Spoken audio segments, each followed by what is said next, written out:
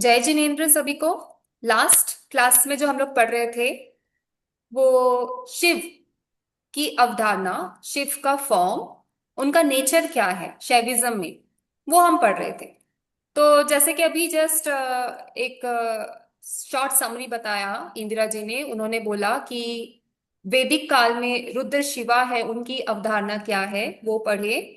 और उसके साथ साथ जो पाशुपत परंपरा है, शिवलिंग पूजा है, वो कितना प्राचीन है वो पढ़े। तो इस सेशन में हम आगे बढ़ते हैं, शिव के बारे में और समझते हैं, उनके बारे में जानते हैं, और उनकी जो उपासना का विकास हुआ है वो किस प्रकार से हुआ है। और आज की स्थिति में क्या पोजीशन है उनकी, जो रूप है, उनकी जो अर्चना है वो किस प्रकार से की जा रही है, उसके बारे में हम लोग आज स्टडी करने वाले हैं। तो कंसेप्ट ऐसा है कि बहुत पुराने समय की बात हो रही है, बहुत पुराने समय की। और इसी वजह से ऐसा हो सकता है कि काफी चीजें आपको समझ ना आए या लगे कि ये चीज कैसे एक्सेप्ट कर ले या कैसे। तो यहाँ पे कोई भी चीजें एक्सेप्ट करने की बात नहीं है, सिर्फ आपको समझना है कि प्राचीन काल में जो शिवलिंग पूजा होता था वो क्या होता था। और आज के समय में जो शिव का जो सिंबॉलिक जो मीनिंग है वो क्या है, वो हम समझने वाले हैं। तो जैसा कि अभी जस्ट थोड़ी देर पहले बात हुई, हम डेवलपमेंट देख रहे हैं कि जो शिव पूजा है, शैविज्म है, वो किस प्रकार से डेवलप्ड हुआ है। तो पुरानी काल से लेके वैदिक काल में ना पूजा को ज्यादा महत्व दिया जाता था। पूजा मतलब आप समझते होंगे कि शिव का जो फॉर्म है, शगुन फॉर्म है, उस पे ज्यादा फोकस किया जाता था।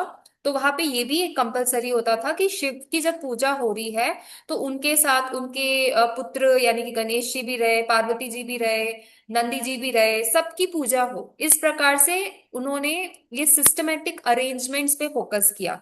बट उससे भी जब पुराने समय पे जाए, वैदिक काल से भी पुराने समय पे जाए, तब ऐसा पता चलता है कि उन्होंने निर्गुण शिव पे ज्यादा फोकस किया। वो शिव पे जो कि चमत्कारी है, जो कि रुद्र है, उस शिव पे ज्यादा फोकस किया। बट फिर बाद में वैदिक समय पे जो शिव का जो रुद्र फॉर्म था उसमें से विश्वास थोड़ा कम हुआ और उनके कल्याणकारी फॉर्म पे फोकस हो गया। तो वैदिक काल का मैंने बताया कि जो शिव था थोड़ा कल्याणकारी स्टेटस में चला गया। बट वहां भी जब रुद्र की बात होती है तो बोला जाता है एको ही रुद्र स शिवा, यानी कि रुद्र और शिवा एक ही है। मतलब यहाँ पे जो हम बोल रहे थे कि रुद्र अलग है, शिवा अलग है, नहीं, यहाँ पे बोल दिया गया कि एक ही है, दोनों एक ही है। और इसी वजह से ही आपकी चॉइस है कि आप किस तरीके से उनकी उपासना करते हैं।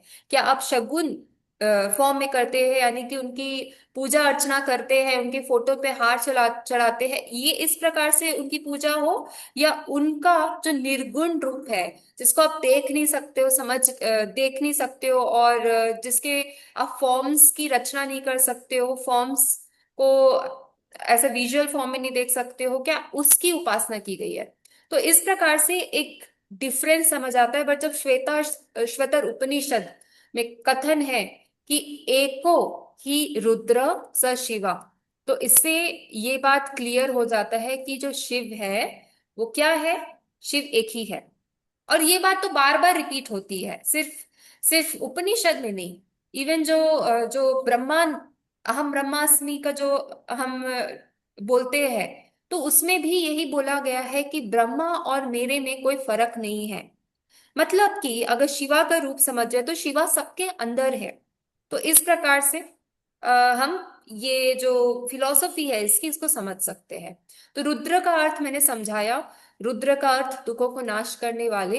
तो वैदिक रुद्र जो है वो बाद में शिव नाम से प्रसिद्ध हो जाते हैं, ये हमने अभी तक समझा है।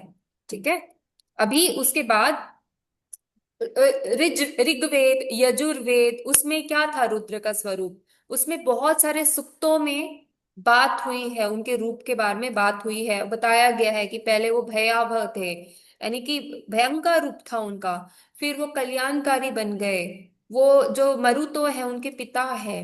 तो ऐसा भी जो रुद्र रूप है वो सबसे दुनियादारी से अलग रहते हैं, वो शिव जो है ना, वो दुनियादारी से अलग रहते हैं। वो संसार में नहीं रहते, वो सुनसान जगहों पे रहते हैं। और इसलिए वहां पे शमशान घाट, ये सब चीज का रेफरेंस आया है, क्योंकि ऐसी जगह जहाँ पे मनुष्य नहीं है, वैसी जगह पे वहां पे रहते हैं। तो इसलिए शमशान घाट बोला गया, क्योंकि वहां पे मनुष्य नहीं रहते। जो मर चुके हैं, जो आत्माएं हैं, वहां पे उनका ऐसा माना जाता है कि वहां पे वो रहते हैं। और इसी वजह से जब शिव रुद्र फॉर्म में उनकी बात होती है, तो शमशान का बात होता है। तो महामृत्युंजय मंत्र उनके लिए बोला गया है, इसलिए क्योंकि वो मृत्यु को भी चुनौती दे देते हैं। अगर उनकी उपासना की जाए, पूजा की जाए, तो मृत्यु का जो भय है, डर है, मृत्यु का जो डर होता है, हर इंसान के अंदर डर होता है कि आज इतनी अच्छी जिंदगी है, पैसा है, प्रॉपर्टी, गाड़ी, मरने के बाद क्या होगा। इस प्रकार से मृत्यु का डर जो है हम सबको सताता है। कहीं ना कहीं हमको सोचने में मजबूर कर देता है कि जब मैं नहीं रहूंगी, मृत्यु हो जाएगी, तो क्या होगा, आगे कैसा होगा, बच्चों का क्या होगा। इस प्रकार से हमारे अंदर बहुत सारे भय होते हैं, बहुत सारे डर होते हैं। और इसी वजह से बोला जाता है कि महामृत्युंजय मंत्र का जाप करिए। जब महामृत्युंजय मंत्र का जाप करते हैं, तो हमारा अंदर जो डर है मृत्यु के लिए, वो खत्म हो जाता है। तो इस प्रकार से ये अथर्ववेद और यजुर्वेद में ये परंपरा बताया गया है। जैसे मैंने बोला, अथर्ववेद में मंत्रों की चैंटिंग, इस पे ज्यादा फोकस किया गया है। जादू टोना, ये सब चीजों पे ज्यादा फोकस किया गया है। मंत्रों से सम्मोहित भी किया जा सकता है, ये सारी बातें ये अथर्ववेद में बताई गई है। और यजुर्वेद में भी मंत्रों के बारे में बताया गया है। तो यजुर्वेद में रुद्र का एक सुसज्जित योद्धा है, जिसके पास धनुष, बाण, तलवार, कवच, चर्म वस्त्र, ये सब धारण किए हुए हैं। इस प्रकार का उनका रूप बताया गया है। और उनके और भी रूप है। नीलग्रीव पशुपति, जो पशुओं के पति है, उनके स्वामी हैं। कर्प कर्पदीन, यानी कि जो सब कुछ छोड़ दिए हैं, और सब कुछ वो देने में भी विश्वास करते हैं। वो कोई, उनमें पॉसेसिवनेस नहीं है। तो इस प्रकार से उनके बारे में बताया गया है। तो ये हो गया। अब संहिता काल, जैसे कि मैंने आपको पहले भी बताया है कि जब हम वेदों को समझने के लिए उसको डिवाइड करते हैं, तो पहले तो आता है वेद, फिर उसके बाद आता है उसमें जो क्या बोलते हैं, पहले उसमें मंत्र आता है।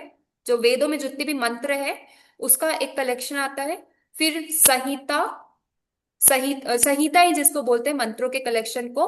फिर ब्राह्मणा, मतलब उस मंत्रों का फिलोसफिकल मीनिंग क्या होता है, उससे हम क्या समझते हैं, उसको बोलते हैं ब्राह्मणा। और लास्ट में आता है उपनिषद। उपनिषद जो कॉन्वर्जेशन है, जो कि चीजों को और बारीकी से समझाता है। तो यहाँ पे संहिता काल, जब संहिता यानी कि मंत्रों को जब कलेक्ट किया गया, तो वहां पे जो रुद्र शिवा है, उसके बारे में क्या बताया गया, उस समय पे उनकी जो अवधारणा है उसका विकास हुआ। और उसका और भी बहुत ही विशाल रूप और व्यापक रूप सामने आता है। जैसे कि तैत्तिरीय संहिता में बताया गया है कि रुद्र के उग्र एवं मंगलमय दोनों स्वरूपों का स्पष्ट भेद किया गया है। उनका जो उग्र रूप था प्लस जो कल्याणकारी रूप था, दोनों रूपों के बारे में तैत्तिरीय संहिता में बताया गया है। शिव के लिए जो शब्द है वो है शिवाह तनु, कल्याणकारी देह। इस तरीके से उनको समझा गया है। तो ठीक है ना, आप लोग को अब इतना समझ आ गया कि रुद्र शिवा जो है कल्याणकारी शिवा हो गए, और उनकी जो पूजा उपासना है और व्यवस्थित तरीके से हो गई। मतलब उनकी जो पूजा उपासना है, उसकी टाइमिंग फिक्स कर दी गई। उसको विधि करने का तरीका फिक्स कर दिया गया, कौन से मंत्र चैंटिंग करनी है वो फिक्स कर दिया गया। और क्या क्या चढ़ाना है उस पे, कौन कौन से जैसे ये धतूरा, धतूरा का यूज होता है, वो चढ़ाना है, क्या चढ़ाना है, दूध चढ़ाना है। इस प्रकार से वो पूरे व्यवस्थित तरीके से उनकी पूजा उपासना कर दी गई। तो रुद्र जो है वो अनेक नाम से संबोधित है, ये मैंने कल बताया था। तनु जो कल्याणकारी है, त्र्यंबक, शंकर, इस प्रकार से उनके नाम हैं। और जब भी उनको सिंबॉलिक फॉर्म में लिया जाता है, तो उनको अग्नि तत्व से अग्नि तत्व से जोड़ा जाता है। अग्नि जो है आप देख सकते हो कि वो किसी को भस्म भी कर सकती है, प्लस उसकी जो रोशनी है उससे अंधेरा भी खत्म हो सकता है। तो इस प्रकार का सिंबॉलिक रिप्रेजेंटेशन शिव के लिए किया गया है। और जैसे जैसे समाज में और सामाजिक एवं धार्मिक विस्तार होता गया, वैसे वैसे जो शिव का जो रूप है वो भी सामने और निखर के आता गया। और जो हिस्टोरियंस थे, रिसर्चर्स थे, उन्होंने और खोज करने लगे कि जो पुराने लोग थे ना। हाँ जी, कुछ बोल रहे हैं? हम्म। तो जो पुराने लोग थे, उन लोग की क्या, किस प्रकार से वो तपस्या करते थे, किस प्रकार से उपासना करते थे, तो वो सारी जो जानकारी है हिस्टोरियंस और जो रिसर्चर्स है वो कलेक्ट करते हैं और इसके बारे में और जानकारी देते हैं। ठीक है। तो ये संहिता काल की मैं अभी जस्ट बात कर रही हूँ। संहिता काल में रुद्र का जो नाम था उसको प्रेतात्माओं से जोड़ा जाता था। भयंकर रूप, प्रेतात्माओं से जोड़ा जाता था। बट अभी आज के समय में हम रुद्र नहीं बोलते हैं, हम उनको कल्याणकारी शिवा बोलते हैं। जो कि जो व्यक्ति है उसकी इच्छाएं को पूर्ण करते हैं। अगर कोई सच्चे मन से उसकी तपस्या करे, उनकी उपासना करे, तो वो किसी भी हद पे जाके उनकी जो इच्छाएं है ना उसको पूरी करते हैं। और इसी वजह से आपने देखा होगा कि जब किसी देव और देवताओं को जब कुछ चाहिए रहता है तो वो शिव का तपस्या करता है। क्योंकि जब शिव है ना वो बहुत जल्दी प्रसन्न हो जाते हैं और जो इच्छाएं हैं वो सामने वाले को दे देते हैं। तो राक्षस हो या देव हो, किसी में वो भेदभाव नहीं करते। कोई भी उनकी तपस्या सच्चे मन से करता है और वो खुश हो जाते हैं तो वो उसकी इच्छा पूरी करते हैं। तो इस प्रकार का जो कॉन्टेक्स्ट है वो सबसे ज्यादा महाभारत में भी देखा गया। जब अर्जुन वन पर्व में होते हैं और वो कोशिश करते हैं, अपने हथियार जमा करते हैं, शास्त्र जमा करते हैं ये युद्ध के लिए। तो वो तपस्या करने जंगल में जाते हैं, तब उनके सामने एक किरक नाम का एक राक्षस आ जाता है और उनसे वो लड़ने लगते हैं। जंगल में उनसे वो लड़ने लगते हैं, बहुत ऐसे युद्ध, मतलब एक ड्यूअल फाइट होता रहता है। और उसके बाद इतना वो थक जाते हैं ना कि वो जमीन पे पड़ जाते, जमीन पे गिर जाते इतना थकने के बाद अर्जुन। तो वो फिर सोचते हैं कि अब मुझे तपस्या करनी है शिव की। तो उसी समय भूमि पे वो छोटा सा ऐसा लिंग, शिवलिंग बनाते हैं और उसमें एक पुष्प का हार चढ़ाते हैं। ओके। और फिर जब वो उठते हैं, शक्ति जब उनमें आ जाती है, वो जब उठते हैं और उठने के बाद वो फिर से लड़ाई करने जाते हैं और वो देखते हैं सामने जो किरक है, जो राक्षस है, उसके गले में भी वो पुष्प का हार है जो कि अभी जस्ट उसने वो पत्थर पे चढ़ाया था। तो उसको समझ आ जाता है अर्जुन को कि ये तो शिव जी ही है जो कि मेरी परीक्षा लेने आए हैं। तो उसके उनके सामने वो नतमस्तक हो जाते हैं और इसी वजह से जो अस्त्र था, पशुपति अस्त्र, वो अर्जुन को मिल जाता है। तो इस प्रकार से हमें समझ आता है कि शिव की उपासना, शिव की जो जो अर्चना है वो कितनी कितनी स्ट्रांग है और कितने लोगों का उससे उपकार हुआ है। अश्वत्थामा का नाम सुना होगा आपने। अश्वत्थामा को जो पावर मिला था कि उसकी मृत्यु भी नहीं हो सकती, वो जो पावर था, वो जो जो भी उनको मिला था, वो भी शिव की उपासना से ही मिली थी। और इसी वजह से आप देख सकते हो कि अश्वत्थामा बहुत ही स्ट्रॉन्ग कैरेक्टर थे महाभारत में। और उसके अलावा ऐसे बहुत राक्षस भी है जिनको शिव की उपासना से उनको चमत्कारी वरदान मिला था। रावण भी तो शिव शिव भक्ति था ना। हाँ हाँ, बिल्कुल बिल्कुल, वो भी रावण। शिव भक्त थे। उनको भी काफी वरदान मिला था क्योंकि उन्होंने ऐसी तपस्या की जिसकी वजह से शिव जी प्रसन्न हुए और उनको जो भी चाहे वरदान था वो उनको मिल गया। तो इससे हमको समझ आता है कि शिव जो है वो रुद्र तो है, क्योंकि जब वो विनाशकारी है तो वो पूरा उस पे काम करते हैं, प्लस जब वो कल्याणकारी है तो उनका काम भी वैसा ही होता है। तो इस प्रकार से हम उनकी बारे में समझ सकते हैं। तो अब जानते हैं उपनिषद काल में किस प्रकार से उनकी दार्शनिक स्थिति रही थी। तो उपनिषदों में शैव धर्म के दर्शनात्मक एवं ईश्वरवादी स्वरूप का स्पष्ट विकास दिखाई देता है। अब ईश्वर क्या होता है? जो सबसे श्रेष्ठ हो वो ईश्वर होता है। तो यहाँ पे जो शैविज्म में जो शिव है वो बाकी देवताओं से श्रेष्ठ माना गया है, इसलिए उनको ईश्वर बोला गया है। तो उपनिषद में जो शैव धर्म है वो दर्शनात्मक हो गए, प्लस वो ईश्वरवादी हो गए। तो यहाँ पे उपनिषद के नाम, अभी उपनिषद के नाम ये सब भले हमें याद ना हो, बट अगर बार बार इसका रेफरेंस आएगा तो वो चीजें हमारे दिमाग में आ जाएगी कि ये सारे उपनिषद होते हैं। तो छांदोग्य उपनिषद है, जिसमें और बृहद आरण्यक उपनिषद है, मैत्री उपनिषद है, इस प्रकार के केन उपनिषद है, श्वेताश्वतर उपनिषद है। इसमें जो रुद्र शिव है उसकी महानता और महत्ता बताई गई है। तो श्वेताश्वतर उपनिषद में रुद्र को एक परम सत्ता के रूप में स्वीकार किया गया है। तो बोला गया है कि एक ही है जो कि रुद्र है और दूसरा कोई नहीं है। तो एक परम सत्य जो हम लोग मेटाफिजिक्स में पढ़ रहे थे, तत्व मीमांसा में, तो वहां पे खोज किस प्रकार से चल रही थी कि परम तत्व को ढूंढेंगे, कॉज ऑफ द कॉज, कौसा सुई, कॉज ऑफ द कॉज, इस प्रकार से जो थ्योरी चल रही थी। तो हम इस कंक्लूजन में निकले कि परम तत्व जो है अलग अलग दर्शन के हिसाब से अलग अलग है। अब यहाँ पे जो श्वेताश्वतर उपनिषद है उसमें रुद्र को ही परम तत्व बताया गया है। ठीक है। तो रुद्र को समस्त देवताओं का उत्पादक, विश्व का अधिपति, महर्षि सृष्टि सृष्टि का जो सृष्टि जो जिन्होंने बनाया है, उसका भी वो जो स्टेटस है वो शिव को दिया गया है। स्थिति और प्रलय का कर्ता समस्त प्राणियों के भीतर स्थित परमात्मा के रूप में वर्णित किया गया। मैंने इतनी स्ट्रॉन्ग उनको पोजीशन दी गई है ये उपनिषद में।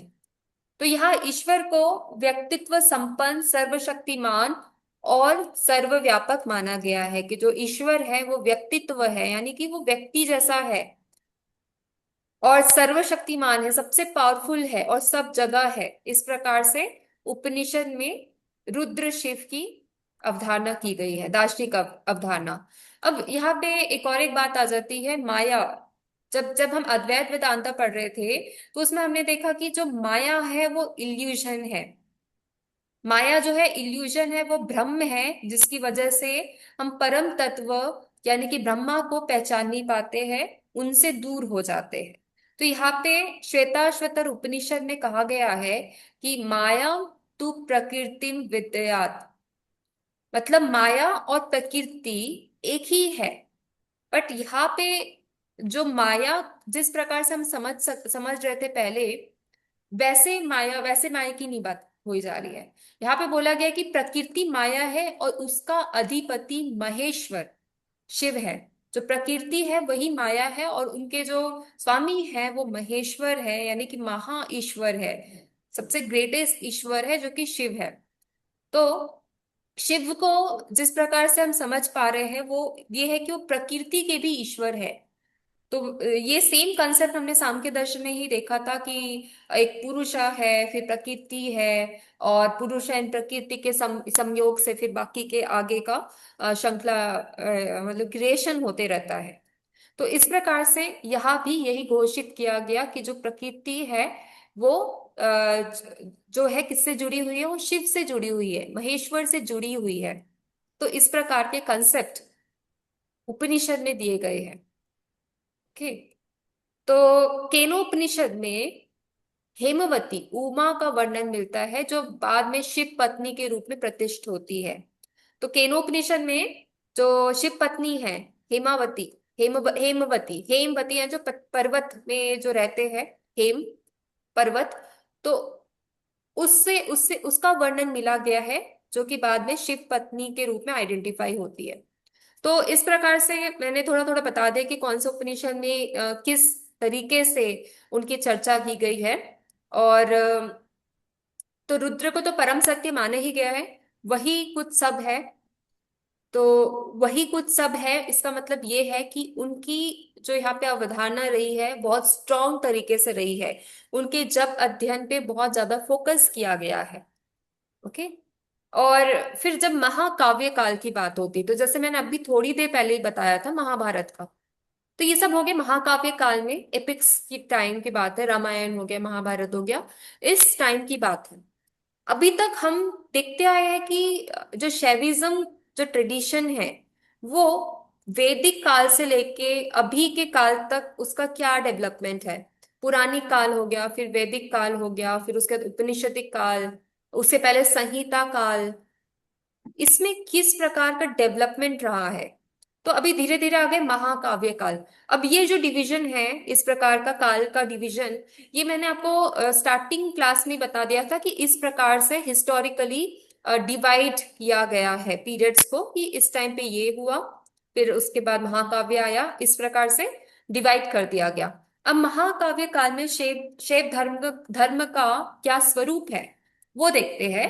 तो महाभारत में ये स्पष्ट होता है कि इस काल में रुद्र शिव और शिव उपासना व्यापक रूप से प्रचलित है। अभी भी जब महाभारत की बात होती है तो बोला जाता है कि जब कोई हिस्टोरिकल प्लेस में घूमने जाते हैं और वहां पे अगर पांडवों ने ट्रैवल किया था, पांडव वहां पे रहे थे, तो वहां पे हम देखते हैं कि शिव की जो शिवलिंग है, शिव मूर्ति शिवलिंग तो जरूर दिखती है। तो फिर उस प्रकार से जो गाइड होते हैं, टूरिस्ट गाइड, वो बताते हैं कि यहाँ पे पांडव रहे थे और उन्होंने शिव की उपासना की, शिव की पूजा की, वहां पे शिवलिंग आप देख सकते हो। तो इस प्रकार से वो बताते हैं। तो इसका मतलब ये स्पष्ट हो जाता है कि महाभारत में जो शिव उपासना है वो बहुत ही पॉपुलर था, बहुत अच्छे तरीके से वो किया जाता था शिव की उपासना। और जैसे मैंने जस्ट बताया कि वन पर्व में अर्जुन जब हिमालय में तपस्या करने गए तो वहां पे किरात नामक एक राक्षस उसके सामने आते हैं जो कि एक्चुअल में शिव थे। तो वो जब युद्ध करते हैं तो क्या होता है, ये मैंने जस्ट अभी आपको बताया, किस प्रकार से अर्जुन पहचान लेते हैं कि यही तो शिव है, ये इनकी तो मैं उपासना कर रहा था। और बाद में उनके सामने वो नतमस्तक यानी उनको सरेंडर कर लेते हैं। तो जो सरेंडर का जो प्रिंसिपल है ना, सरेंडर यानी नतमस्तक हो जाना, इसका फिलॉसफी बहुत स्ट्रांग है। इस ये सेम फिलॉसफी भगवत गीता में भी बोलते हैं, श्री कृष्ण बोलते हैं कि मैं जो सब जो भी भगवान की पूजा कर रहे हो वो मैं ही हूं। तो आप अगर उनके सामने नतमस्तक हो रहे, सरेंडर कर रहे हो, यानी आप मेरे पास भी सरेंडर कर रहे हो। तो इस प्रकार से वो बोलते हैं। इसका मतलब है कि सब जगह कोर ऑफ द रिलीजन में यही बताया कि वो परम तत्व जो है वो एक ही है, भले हम उसको अलग अलग नाम से समझ पा रहे हैं, बता पा रहे हैं, क्योंकि हम उनके सगुण फॉर्म को देख रहे हैं, उसके निर्गुण फॉर्म को नहीं देख रहे हैं। ओके। तो इस प्रकार से कंपैरिजन किया जा सकता है कि भगवत गीता में जब श्री कृष्ण बोलते हैं कि मैं ही वो परम तत्व हूँ, इसका मतलब ये है कि जो सरेंडर जो है वो कितना पावरफुल होता है। अब जब सरेंडर करते हो तो दैट इज सो पावरफुल। तो इसकी भी प्रिंसिपल और इसकी भी फिलॉसफी हम लोग आगे पढ़ेंगे। और इसके इसके बारे में और कंटेम्प्रेरी फिलोसोफर्स ने क्या क्या बोला है वो भी हम देखेंगे। आपको इसके बारे में कुछ बोलना है, कुछ पता है, ये जो सरेंडर का जो विषय है, इसके बारे में किसी को कुछ याद आ रहा है, कहीं पढ़ा है कि सरेंडर कितना पावरफुल होता है, कौन से कहाँ पे इसका वर्णन किया गया है, या किसने इसके बारे में ज्यादा से ज्यादा जानकारी दी गई है। भक्ति ट्रेडिशन में इसकी ज्यादा जानकारी दी जाती है, भक्ति जो ट्रेडिशंस होते हैं। अम, एकलव्य ने द्रोणाचार्य को दिया था ना मैम स्टडी के लिए अपना, तो वो भी सरेंडर ही हुआ ना, एक तरह से अपने आप को हाँ डेडिकेट वो किया तो था। बट उनकी चॉइस थी। द्रोणाचार्य ने उनको ऐसा कुछ बोला नहीं था, तो उनकी चॉइस थी कि उन्होंने अपना सब कुछ संपन्न कर दिया था वहां पे, क्योंकि उनके गुरु थे वो। ठीक है, अच्छा एग्जाम्पल है। ठीक है, और कोई? मैम मीरा। हाँ बिल्कुल, भक्ति ट्रेडिशन में आ जाता है वो।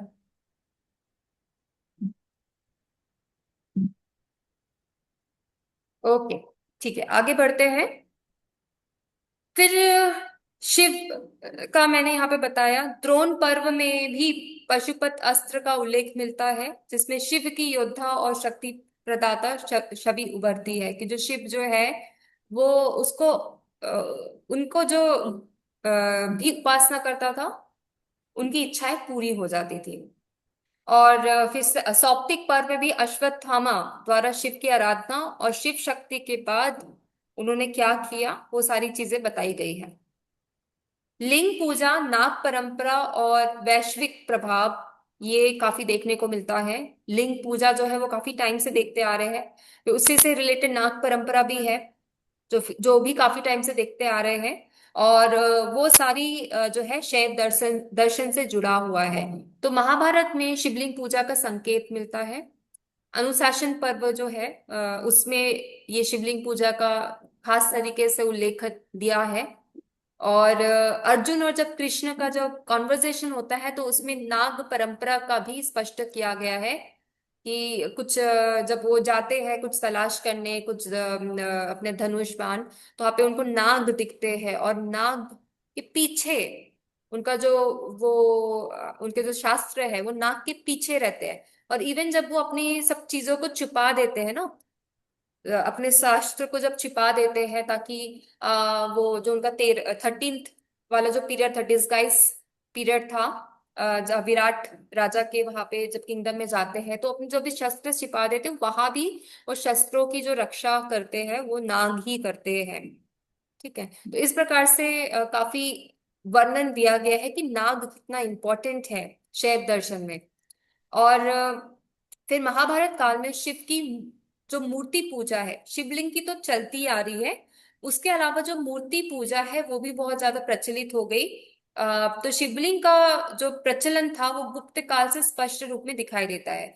जैसे अभी बहुत पुराने टाइम की बात करो तो शिवलिंग, बट अभी रिसेंट जो डेवलपमेंट है उसमें मूर्ति भी आपको दिखेंगी। अलग अलग स्टाइल्स एंड डिजाइन से मूर्ति देखेंगे, कभी वो डांस करते हैं, कभी वो भक्तों को आशीर्वाद देते हैं, कभी उनका उग्र रूप दिखेगा। तो इस प्रकार से उनका जो डेवलपमेंट है वो सब कुछ शैव दर्शन में दिया गया है।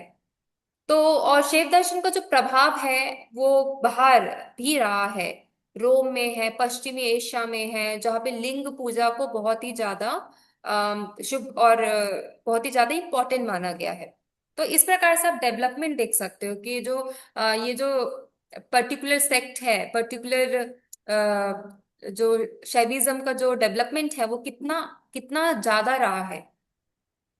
ठीक है, तो प्रारंभिक काल में रुद्र का स्वरूप था भयानक, विनाशकारी। फिर उत्तर वैदिक और महाकाव्य काल में उसका था कल्याणकारी, शांति और आनंद। तो इस रूप से उनका डेवलपमेंट हुआ।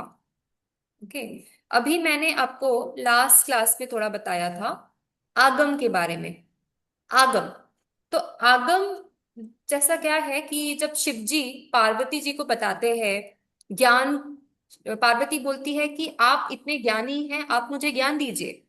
तो उस समय जो भी ज्ञान पार्वती जी शिव जी पार्वती जी को बताते हैं वो सब चीजें आगम में दी गई है।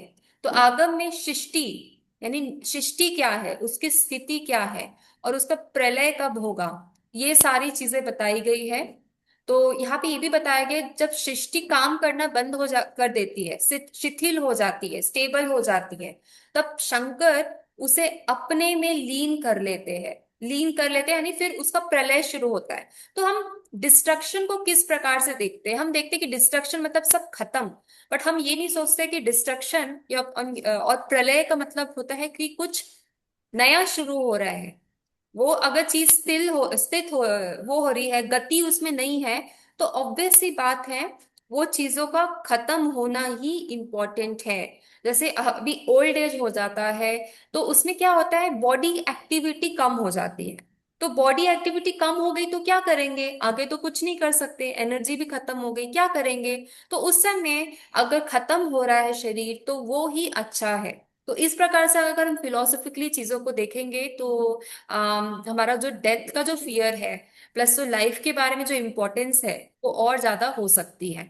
तो आगम में बहुत सारे देवताओं का वर्णन है पर उसमें शिव ही प्रधान है। तो आगम के अनुसार शिव क्या है, महेश्वर है। महेश्वर है इसलिए उनका जन्म नहीं हुआ है, क्योंकि अगर उनको ईश्वर दूसरी ईश्वर की कैटेगरी में डाला जाता तो फिर एक कंपैरिजन आता कि कौन से शिव पहले, कौन सी देव पहले आए, क्या शिव पहले आए या बाद के जो है वो पहले आए। बट क्योंकि वो महेश्वर है इसलिए उनका जन्म नहीं हुआ है। और पाशुपत सिद्धांत अभी आगे पढ़ेंगे, स्कूल्स पाशुपत है, देन कश्मीरी शेवाइट है, इस प्रकार के स्कूल्स उनके जो है वो पढ़ेंगे। तो पाशुपत सिद्धांत में जो है शिव, शिव ही ईश्वर है। और ये पाशुपत सिद्धांत में ऐसा भी बताया गया कि जो शिव है उनका जो रूप है वो सांसारिक नहीं है, वो संसार के बीच लोगों के बीच नहीं रहते हैं, वो शमशान में रहते हैं और सबकी वो रक्षा करते हैं। वो भस्म का श्रृंगार करते हैं और उनका रूप जो है होता है वो सबकी रक्षा करने वाला होता है, क्योंकि वो सबके स्वामी है। तो यहाँ पे पशुपत सिद्धांत में शिव ही ईश्वर है और जिस शब्द के आगे ईश्वर जुड़ा हो वह भगवान शंकर से संबंध है। और शैव सिद्धांत में शिव को सर्वोच्च महत्व दिया गया है। तो मंत्र के बाद जो तांत्रिक विधि आती है अलग अलग देवताओं के लिए, मतलब तांत्रिक विधि यहाँ पे इस प्रकार से बताया है कि जो देवताएं हैं उनकी अगर उपासना करनी है तो उसका समय अलग अलग होता है। जैसे मैं आपको बता रही थी कि एक हिस्टोरियन है मुलर करके, उन्होंने बताया है कि हिनोथिज्म, मतलब हिंदुइज्म में हिनोथिज्म फॉलो होता है, एक टाइम में एक ही ईश्वर की उपासना। तो जब शिव की उपासना महत्व सर्वोच्च हो जाती है तब यहाँ पे शैविज्म का कंसेप्ट आता है। तो यहाँ पे जो पशुपत सिद्धांत है और शैव सिद्धांत है वहां पे बताया गया है कि जो मंत्र एवं तांत्रिक विधि है वो हर देवताओं के लिए अलग अलग है। तो ये सारा चीज ना अथर्ववेद में भी दिया गया है कि जो टाइमिंग्स होती है देवताओं की पूजा करने के लिए वो किस टाइमिंग में करना चाहिए, इवन कौन से आसन में करना चाहिए, किस आसन में बैठ के करना चाहिए। हर देव को पूजा करने का समय भी अलग है, उसका आसन भी अलग है, उसका इवन उनको रखने का जो प्लेस है वो भी अलग है। जैसे आप ऑब्जर्व करना, कभी भी आप कहीं विजिट पे जाते हो, कोई टेम्पल पे जाते हो तो ऑब्जर्व करना कि उनका जो आसन है वो कैसा है। क्या वो आसन बहुत ऊंचा है, क्या वो आसन में ट्रायंगल बना है, क्या वो आसन में सर्कल बना है, किस प्रकार का आसन है उनका, इस पे आप एक ऑब्जर्वेशन करना तो आपको समझेगा कि जो पूजा की जो आसन है वो भी अलग अलग होता है और उनकी व्यवस्था भी अलग अलग होती है। वो इसलिए होता है क्योंकि हर देवता क्योंकि अलग माना गया है तो उनको प्रसन्न करने की विधि भी अलग होती है। तो यहाँ पे कुछ षटकर्म भी बताया गया। षटकर्म मतलब पहले आपको खुद को क्लीन करना होगा। अगर किसी की उपासना करनी है, जैसे कि बोला गया है कि पूजा करने से पहले सबसे पहले तो आप नहाओ, इसका मतलब क्या हुआ कि आप खुद को प्योर करो और प्योर करने के बाद आप चैंटिंग करो जिससे कि आपका मन भी शांत हो जाए। तो आप जब मन और आपका जो तन दोनों को अच्छे से प्योर करके आप उपासना करते हो तो आपकी जो भक्ति है वो बहुत ही अच्छे से ईश्वर तक पहुंच सकती है। तो यहाँ पे कुछ क्रियाएं बताई गई है, षटकर्म बताया गया है, धोती धावती वस्ती नीति नौली त्राटक कपालभाति, इसमें से कुछ आपने सुना होगा। ये क्रियाएं हैं हमारे इंटरनल प्यूरिफिकेशन के लिए। तो इन क्रियाओं से देव सिद्धि माना जाता है। कभी सुना है आपने ये सारे नाम? योग में आपने सुना होगा कभी, ये यस सारी मैम, वो योग की पतंजलि क्रियाएं योग हैं। में सुनिए। हाँ, योग की क्रियाएं हैं जिसको प्रॉपर तरीके से करने से ऐसे माना गया है कि देव सिद्धि होती है।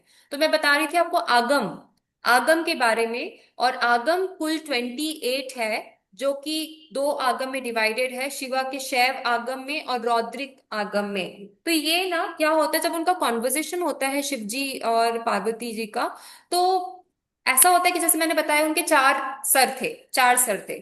तो जिस प्रकार की विद्या उनको देनी रहती थी शिव जी उनको बोलते थे कि आप इस डायरेक्शन में बैठ जाइए। तो मैं आपको अपना ज्ञान देता हूँ। अगर जैसे कि अगर वो पूर्व दिशा में है, ठीक है, पूर्व दिशा में बैठे हैं तो उनको ऐसे ऐसे मंत्र बताएंगे, इस प्रकार का ज्ञान बताएंगे जिससे बहुत अच्छी सिद्धि हो जाए, बहुत अच्छे से देव सिद्धि की जाए, इस प्रकार के उनको मंत्र बताते हैं।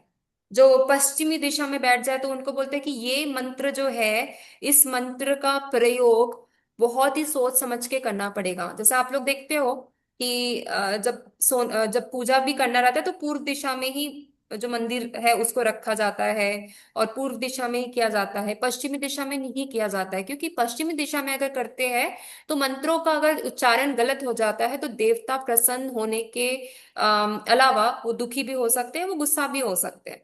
तो हर एक डिरेक्शन के हिसाब से, जैसे चार सर का मैंने बताया कि उनके चार डिरेक्शन पे उनके सर है, तो जब वो पार्वती जी को बताते हैं नॉलेज के बारे में, तो उस हिसाब से वो बताते हैं कि कौन सी विद्या कौन सी जगह पे दी जानी चाहिए, पूर्व दिशा में कौन सी विद्या देनी चाहिए, पश्चिमी दिशा में कौन सी विद्या देनी चाहिए, ये सारा चीज बताया गया। जैसे यहाँ पे मैंने लिखा है कि महानिर्वाण तंत्र में शिव पार्वती से कहते हैं कि कलयुग में शास्त्रों का प्रभाव कम हो जाएगा। कलयुग के बारे में सुना है आप लोगों ने? कलयुग क्या है,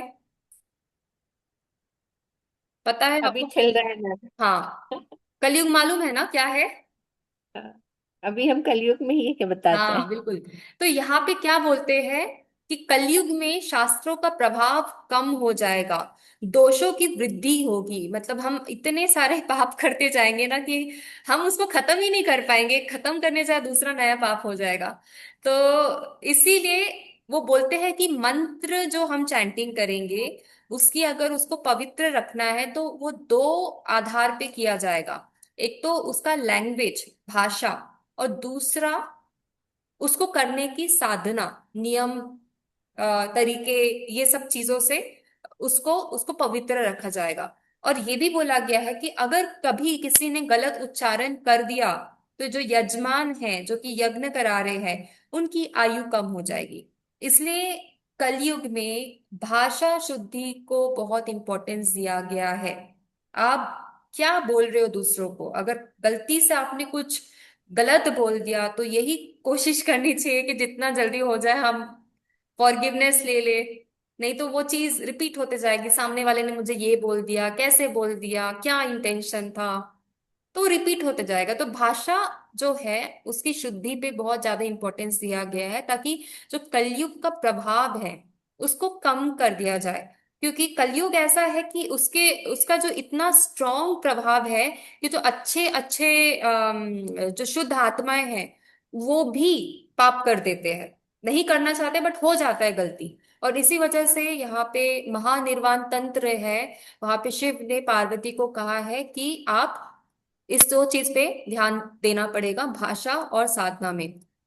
तो अभी मैंने जस्ट बताया कि भगवान शिव के जो चार मुख थे, उनसे संबंध जो ज्ञान पूर्व मुख था, जो ज्ञान जो उन्होंने दिया वो पूर्व मुख से आगम दिया, और फिर उत्तर मुख से वशीकरण मंत्र दिया। उत्तर मुख से जो वशीकरण मंत्र, अब वशीकरण क्या होता है? वशीकरण, सम्मोहित करना, ये सारी चीजें दी है वेदों में, बट इसका यूज जो है वो काफी रेस्ट्रिक्टेड है। वो इसलिए रेस्ट्रिक्टेड है क्योंकि अगर किसी ने गलती से इसको गलत पढ़ लिया या किसी और को नुकसान पहुंचाने के लिए कर दिया तो उससे क्या होगा, किसी की जिंदगी प्लस उसकी खुद की जिंदगी खराब हो सकती है। तो इसलिए ये अलग अलग डायरेक्शन से बताए गए हैं। मतलब इसका जो विधि है उस पे फोकस अगर कोई नहीं किया, तो वो विधि से अगर उसने नहीं किया तो क्या होगा, रिजल्ट ही नहीं आएगा या गलत रिजल्ट आ जाएगा। वैसे ही जो पश्चिम मुख से वो आयुर्वेद के बारे में बताते हैं, तंत्र के बारे में बताते हैं, रसायन के बारे में बताते हैं। रसायन मतलब आपको पता होगा, वो क्या बोलते हैं हम उनको, धाता। Chemical chemical. वो शिव जी की अर्चना पूजा करते हैं तो एक पुष्प, कांटे वाला पुष्प यूज होता है, धात क्या बोलते हैं, धतूरा धतूरा। धतूरा। धतूरा, हाँ। धतूरा। तो धतूरा पता है आपको पॉइजनस होता है, सबको मालूम है? यस। थोड़ा सा अगर चख लिए तो क्या हो गया, गए काम से। गए काम से, है ना? तो वहां पे, बट रसायन क्या है, रसायन में धतूरों का यूज होता है, उसको मिल्क के साथ, दूध के साथ पहले शुद्ध किया जाता है, बहुत ज्यादा शुद्ध करने के बाद उसको फिर एज अ उसका जो केमिकल है उसको आयुर्वेदिक मेडिसिन के लिए यूज किया जाता है। वैसे जो मर्क्यूरी है, मर्क्यूरी भी आपको पता है कि काफी डेंजरस है, पॉइजन है, बट उसको भी रसायन के थ्रू यूज किया जाता है ताकि उसको आयुर्वेद में इस्तेमाल किया जाए। तो जब वो पश्चिम मुख में, वो पार्वती जी को बोलते हैं कि आप पश्चिम मुख में आके बैठिए, तो वो आयुर्वेद का ज्ञान उनको देते हैं। और दक्षिण मुख में जब वो बैठते हैं तो वो मारन और उच्चन, मतलब विष को शुद्ध करने की औषधि बताना, ये सारी चीजें उनको बताते, पंचतत्व शुद्धि के बारे में बताते हैं, रसायन विज्ञान के बारे में बताते हैं। तो इस प्रकार से अलग अलग डायरेक्शन से, अलग अलग मुख से वो अलग अलग विद्या पार्वती जी को देते हैं, जो कि आगम में बताया गया है, जो कि टोटल 28 इन नंबर्स ऐसा है, वो बताया गया है यहाँ पे। तो आगम परंपरा जो है वो वेदों में भिन्न भिन्न है, कुछ स्वतंत्र है, कुछ बहुत ही गूढ़ है। तो ये सारे परंपरा यहाँ पे शैव सिद्धांत से मिलता है। मतलब शैव सिद्धांत तो जो है, ये सिर्फ उपासना पे फोकस नहीं करता है, ये इलाज पे भी फोकस करता है। ये फोकस करता है मंत्रों के सही जाप पे, कि मंत्रों का सही उच्चारण, उसका भाषा, उसका जो साधना है वो कितना इम्पोर्टेंट है, इस पे भी वो फोकस करता है। ठीक है। ओके। सो हम यहाँ पे वाइंड अप करते हैं, आगे हम लोग पढ़ेंगे नेक्स्ट क्लास में। बट उससे पहले आप लोग ने क्या क्या सीखा वो बताइए।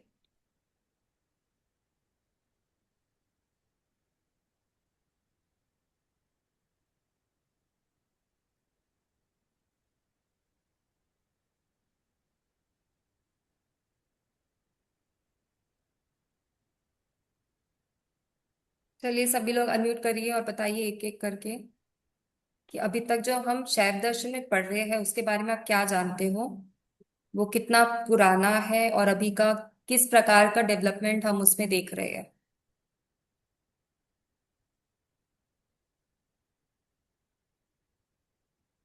मैम आज बहुत डिटेल था तो लिखने को हुआ नहीं, बट हाँ समझ में बहुत कुछ आया शिव दर्शन के बारे में।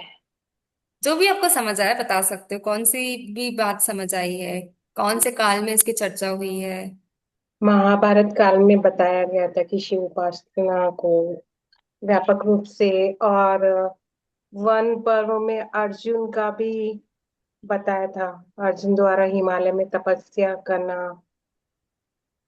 उसके बाद वो किरात वेश रूप में वहां पर पहुंचे थे और शिव से युद्ध हुआ था, ऐसा कोई स्टोरी एक बताई थी आपने। उसके बाद शिव अर्जुन की भक्ति से प्रसन्न होकर पाशुपत शस्त्र दिया था उनको, जो एक मतलब स्ट्रोंग अस्त्र कह सकते हैं उसको, पाशुपत अस्त्र।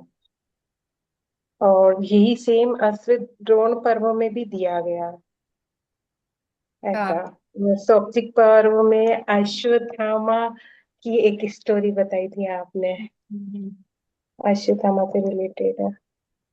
तो उसके बाद महाभारत, मतलब ये अलग अलग पॉइंट बताए थे आपने। एक्चुअली उपनिषद काल से स्टार्ट किया था, उपनिषद काल के अलग अलग जो उपनिषद है, छांदोग्य, बृहदारण्य, मैत्री, महानारायण, नरसिंह पा नरसिंहतापनी, और केन, और श्वेताश्वतर उपनिषद, जो जिसके अंदर रुद्र की परम सत्ता के बारे में बताया गया, सबसे इम्पोर्टेंट इस वाले उपनिषद को बताया था। तो उसकी काफी डिटेल आपने बताई थी आज। हम्म। फिर एक पॉइंट था माया, महेश्वर और साधना, केन उपनिषद में, मतलब इसका डिटेल से बताया है। महाकाव्य काल में भी शिव धर्म का जो स्वरूप है उसकी भी डिटेल बताई है आपने। हम्म। मतलब आज डिटेल बहुत था, तो कुछ चीजें बस सुनने में ही अच्छी लग रही थी आज। और तो क्या इसमें लगता और ये है? भी ऐड करूंगी मैम, 28 आगम है उनके, ये पता बताया आपने। फिर वो 4 डायरेक्शंस में विद्या सिखाते हैं, हम्म जैसे जो चाहिए। बिल्कुल। ठीक है। और इंटरेस्टिंग यही लगा मैं भी, चारों दिशाओं में चारों अलग अलग विद्याएं होती है। हमें ये पता ही नहीं था कि भैया हर हाँ, उनके डायरेक्शन की मुख अलग जिस विद्या डायरेक्शन में होती है। होते हैं, हाँ, मतलब मतलब उनके 4 सिर बोल रहे हैं ना, तो चारों को अलग अलग ज्ञान है। तो इस राइट। डायरेक्शन में एक ज्ञान दे रहे हैं, इस डायरेक्शन में अलग ज्ञान दे रहे बेसिकली हैं। जैसे हमारे में हम बोलते हैं कि जो तीर्थंकरों की वाणी आगम है, तो फॉर देम जो शिव की विद्या है दैट इज आगम। हाँ लाइक दैट दे हैव 28 आगम्स। ये भी फर्स्ट टाइम ही सुना मैंने, ऐसा ध्यान नहीं राइट। था कि और भी किसी रिलीजन में आगम होंगे। हाँ बिल्कुल। ठीक है, और क्या सीखा? रसायन के बारे में कौन सी बुक से उन्होंने रसायन विद्या दिया? रसायन का जो उनका विद्या था कि आयुर्वेद है, रसायन रसायन है, ये सारी चीजें जो है उन्होंने कौन सी दिशा से दिया? पश्चिम पश्चिम। ठीक है। दक्षिण बिल्कुल। दक्षिण जो दिशा है उसको क्यों अशुभ माना जाता है, दक्षिण? क्योंकि वो मारण और एक और वर्ड क्या था, मारण और उच्चाटन, कुछ हाँ, शब्द था उसका, कुछ तो मारण मृत्यु से रिलेटेड है, तो दक्षिण को अशुभ माना मृत्यु से जाता है। रिलेटेड है। हाँ, तो जब शव को लेटाते हैं तो कौन से जगह पे उसका सर होता है, कौन सी जगह पे पैर होता है? दक्षिण में उसका सिर होता है, नहीं पाँव हाँ होते हैं, हाँ, पाँव होते पाँव हैं। किस जगह पे उसके पाँव को रखा जाता है? दक्षिण की तरफ पाँव होते हैं और उत्तर में ये सिर हाँ होती है। हाँ हाँ। तो आप लोग को समझ आ रहा होगा ना, ये सब डायरेक्शंस कितने इंपॉर्टेंट होते हैं। और ये भी बोलते हैं ना इस जगह, मतलब आपको सोना है तो आप ऐसे सो, दक्षिण में ये मत रखो, सर मत रखो, ऐसा बोलता है ना, बोला जाता है, राइट? तो इसका नहीं, भी दक्षिण में कॉन्टेक्स्ट सिर आपको समझ आ रहा होता होगा, और उसका कॉन्टेक्स्ट साइंटिफिक भी है। क्योंकि धरती जिस प्रकार से चक्कर काट रही यस है मैम। उसको भी समझ के हमें अपना जो रूटीन है उसको फॉलो करते रहना चाहिए। पर कभी कभी सोते हैं तो वो तो चलता है ना मैम, जैसे मोस्टली तो हम दक्षिण में जो मतलब आरसी से बना है, बट कभी कभी ऐसा लगता है कि नींद नहीं आ रही है, चेंज करनी पड़ती है डायरेक्शन। अच्छा, अब ये तो मुझे तो, इतना साइंटिफिक पता नहीं है। बट ठीक है, सोचते तो हैं। आप कभी अब खुद ही कभी ऑब्जर्व कर लीजिए कि कैसा लगता है उसके बाद, सोते उठने के बाद चिड़चिड़ा लगता है या फ्रेश लगता है, तो सब समझ पाएंगे। yes, yes। है ना? ठीक है। और कोई नया कुछ आपने सीखा? आज तो बहुत कुछ सीखा मैं, हम्म। सबसे ज्यादा आज ही था। क्या था? और रोज रहता है पर आज बहुत डिटेल थी चीजें। अच्छा, नहीं आपको समझ आना चाहिए, और आप प्रेजेंट लाइफ से इसको कनेक्ट करना चाहिए, वही मेन मकसद है इसका। फिलहाल डेवलपमेंट पढ़ रहे हैं, फिर आगे उनके स्कूल्स के बारे में पढ़ेंगे, और क्या विकास अभी चल रहा है, डेवलपमेंट वो पढ़ लेंगे। तो इस प्रकार से शैव दर्शन का क्लियर हो जाएगा, तो फिर नया जो है वैष्णव है उसको शुरू करेंगे। फिर आपको शायद तंत्र भी पढ़ना पड़ेगा। तो वो सब चीजें काफी इंटरेस्टिंग होगी आपके लिए, मतलब नई नई चीजें जानोगे। है ना? ओके, ठीक है। और किसी को कुछ बोलना है, क्वेश्चंस या कुछ भी टॉपिक रिलेटेड? हमने सिलेबस भेज दिया है क्या एक बार? हाँ, सिलेबस तो भेज दिया है। ओके, ठीक है, मैं हम्म, देखती हूँ शायद। देख लो आप। ओके। ठीक है। तो कुछ भी रहेगा, कुछ अगर आप लोग को भी कुछ शेयर करना है तो आप लोग वो शेयर कर सकते हो। मे बी कोई डायग्राम, मैं तो यही बोलूंगी कि अभी नेक्स्ट वीक का कैसा है ना, आप लोग एक काम करिए।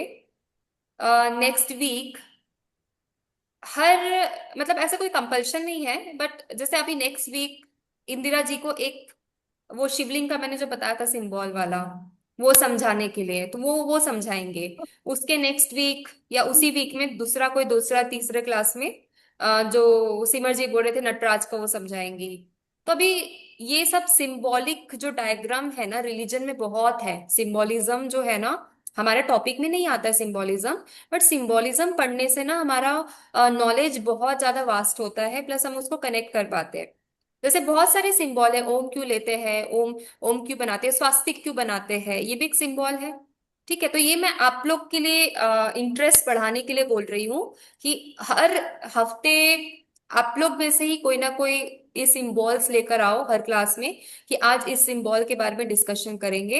ये स्वास्तिक है, इसके बारे में क्या बताया है धर्मों में, कौन से धर्म फॉलो करते हैं, और इसका मतलब क्या होता है। क्योंकि सिंबोलिज्म ऐसा सेपरेट टॉपिक नहीं है, बट मुझे लगता है कि अगर धर्म के बारे में समझ रहे थे, सिंबल्स को भी समझना पड़ेगा, उसको भी समझना चाहिए। तो आप लोग ही इसमें थोड़ा इनिशिएटिव लेकर आओ, और उस जो भी सिंबल्स आप बताना चाहते हो वो सिंबल्स आप लोग क्लास के टाइम पे ऐसे समझा सकते हैं, ताकि इंटरेस्ट रहेगा, आप लोग भी पढ़ सकते हो, रिसर्च कर सकते हो, प्लस जो सामने वाला है उसको भी कोई नया सीखने को मिलेगा।